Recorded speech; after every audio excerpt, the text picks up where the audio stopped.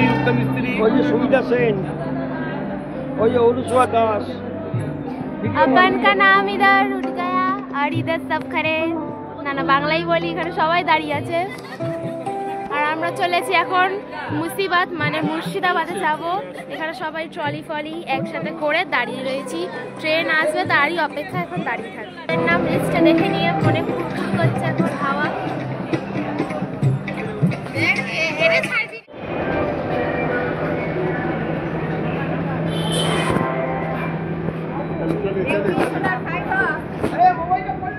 ঘন্টার সবাই আমরা চলে এসেছি এখন সব সিট নিয়ে টানাটানি চলছে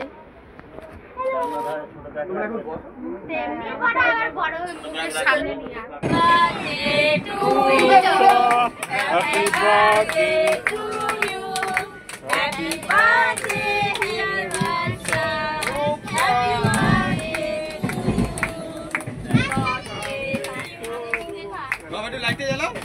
एक ही नीचे के नीचे खाए लाइटे जलाओ ऊपरটা জ্বালা ऊपरটা জ্বালা 2000 years later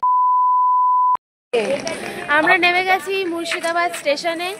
এইখানে সবাই দাঁড়িয়ে রয়েছে আর আমার ঠাম্মা এত ট্যালেন্টেড সবাই নামতে নি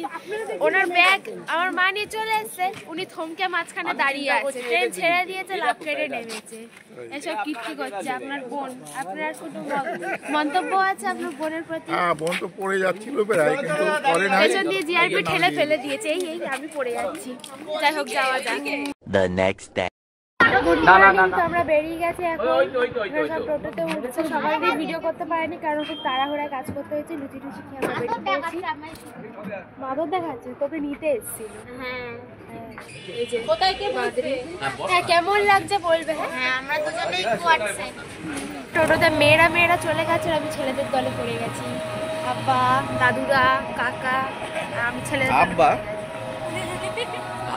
আব্বা জান এই যে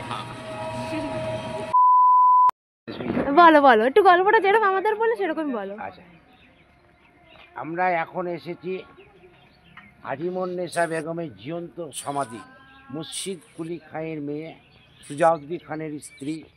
তাকে জীবন্ত সমাধি দেওয়া হয়েছিল প্রতিদিন একটা করে বাচ্চা ছিল কলিজাতে লোকের মুখে শোনা যায় যে মুর্শিদ কুলি খার কান্না আজিমুন্নেসা বেগম কোনো একটি রোগে ভুক্তভোগী ছিলেন যার জন্য তাকে বাচ্চাদের কলিজা খাওয়ানো হতো আজিমুন্নেসা বেগম যখন নিজে জানতে পারেন তখন তিনি তার পাপ ধুয়ে দেওয়ার জন্য তার বাবাকে আদেশ দেন যেন এমন জায়গায় তার সমাধি দেওয়া হয় যাতে সবার পায়ের ধুলো তার গায়ের ওপর পড়ে তবে এটা যে সত্যি তার কোনো প্রমাণ নেই গেটটার নাম নহবত খান্না গেট ভেতরে যখন নবাব বেগম বা রাজারানীরা প্রবেশ করতেন ওপর থেকে সেপাইরা সানাই বাজিয়ে বা নহবত বাজিয়ে থেকে স্বাগত জানাতেন গেটে ঢুকে ডান দিকে একটা ঘোড়ার পিঠে উঠতে দেখলেন দাড়িওয়ালা ওনার নাম লক্ষ্মীপদ সিং দুগার বাহাদুর লক্ষ্মীপদ ধনপদ জগৎপদ ছত্রপদ এরা 4 ভাই এটা 1869 সালে মুর্শিদাবাদে এসেছিলেন এবং 1870 সালে বাগানবাড়িটিকে তৈরি করেছিল এখানে তারা প্রথমে শুরু করেছিলেন কাঠের ব্যবসা গোলাপ ফুলের চাষ কাঠের গোলাপ অ্যাডজাস্ট করে বাগানটির নাম দেওয়া হয়েছিল কাঠ গোলাপের বাগান জগৎসেরের বাড়ি অব্দি রাস্তা থেকে তৈরি করা হয়েছিল জগৎসেরের বাড়ি এখান থেকে 1.5 কিলোমিটার দূরে সেটা হচ্ছে ভাগীরথী নদীর তীরে মানে গঙ্গার ধারে এই মাঝে মধ্যে এই পথ দিয়ে জগৎসেরের বাড়ি যেতেন হিরে জহরের জগৎসের দিয়ে আসতেন কিন্তু এখানে একটা বন্যার সময় যখন জগৎসেরের বাড়িটা ভেঙে যায় তখন গঙ্গার জল এখানে ঢুকে পড়ে গঙ্গার জল বাড়লে পারে কমলে কমে আর পেছনে আছে ইদারা থেকে কপি কলের সাহায্যে ধরে ধরে জল তোলা হতো ওই জল তারা গোলাপ গাছে দিতে এটা কিন্তু দেখতে হবে এটা রাজস্থানী মডেলের বাউরি টাইপের মেয়েদের স্নান করার জায়গার মতো দূরে সুন্দর মহিলাকে বসিয়ে রাখতো এটা জানতে না পারতেন যে এখানে কি রাখতো ইংরেজরা ভাবতো স্নান করার জায়গা ওই জল এখনো তো আছে এখন জল আছে এটা গঙ্গার বাড়লে পারে কমলে বন্ধ করে দিয়েছে মানে এইটা দিয়ে ভাগীরথী দিয়ে একদম এবার এইটা দিয়ে যাবে না প্যালেসের সামনে একটা পুকুর আছে মন্দির থেকে ঘুরে এসে সিঁড়িঘাট দিয়ে নিচে নামবেন বড় বড় কালারিং মাছ দেখে নেবেন ছবি তুলে নেবেন আসার সময় এখানে 4 ভাইয়ের 4 রানীরা মাঝে মধ্যে স্নান করতেন তাদের স্নানের সময় দেখুন দূরে গম্বুজ চতুর্দিকে 4টে গম্বুজের মধ্যে 4টে মহিলা সেবায় পাহারা থাকতো এরা খুব শখ করে এখানে দুটো মাছ ছেড়েছিল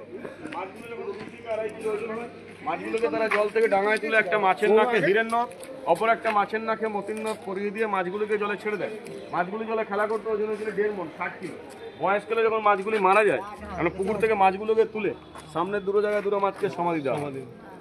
প্যালেসের নিচে দেখুন টেবিলগুলো হচ্ছে পাথর দিয়ে তৈরি পাশে আছে স্ট্যান্ড দিয়া কোম্পানি আমলে ঢালাই লোহার চেয়ার নবাবরা ইংরেজিরা মাঝে মধ্যে এখানে জ্যোৎস্নারাত্রিতে বসে দাবা খেলতেন, মত্তান বা স্লাবান করতেন। এবার আসুন মিউজিয়াম। এখানে একটা আগে দেখাবো, এগুলো সব চুন, সুরকি, খয়ের সাবু, বালি, চিটাগুড়, কলাইয়ের আটা, ইটের গুঁড়ো দিয়ে মুর্শিদাবাদের শিল্পী মনমথনাথ দাস এই মাছ করেন। এগুলোকে বলছে মিরকা মাছ বা মৃগেল মাছ। নবাবের সময় গণেশ দেখেন পেটে থেকে পড়তে, বাহন থেকে সুরটা থেকে বাঁ দিকে ঘোরানো, সেই গণেশকে বলা হয় সিদ্ধিতা বা গণেশ। সেই গণেশটা দেখুন সুরটায় ডান দিকে ঘোরানো, পেটে আছে সাপ। জৈনরা নাকি বলেন নাগেশ্বর, যেটা মহারাষ্ট্রীয় গণেশ। এটাকে দেখতে গেলে পাবেন কোথায় জানেন? রাজস্থান এবং মহারাষ্ট্রে। এটা একটা পাথর দিয়ে তৈরি, কোনো জয়েন্ট নেই। আর এটা দেখুন, এই যে লাল রঙেরটা ইদারা। তখনকার যুগে তো কোনো চাপাকল বা মোটর ছিল না, ইদারা থেকে কুয়ো হচ্ছে ছোট, ইদারা বড়, ইদারা থেকে কপি কলের সাহায্যে ধরে ধরে জল তোলা হতো। এই জল রাজস্থানে মাছ ওখানে ভেসে বেড়াচ্ছে। কামড়ে দেবে নামলে পুরো খেয়ে ফেলবে, তোর গালটা খেয়ে ফেলবে।